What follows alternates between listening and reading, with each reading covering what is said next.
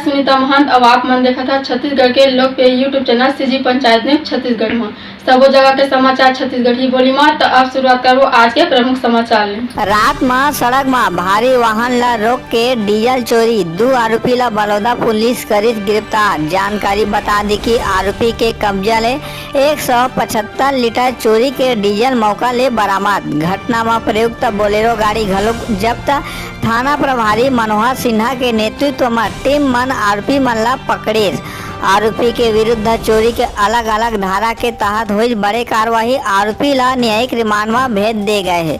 मामला बलौदा थाना क्षेत्र के बिहारी नई मोड़ के पास के बड़े घटना। सीजी पंचायत न्यूज ले जय ठाकुर, जिला ब्यूरो जांजगीर।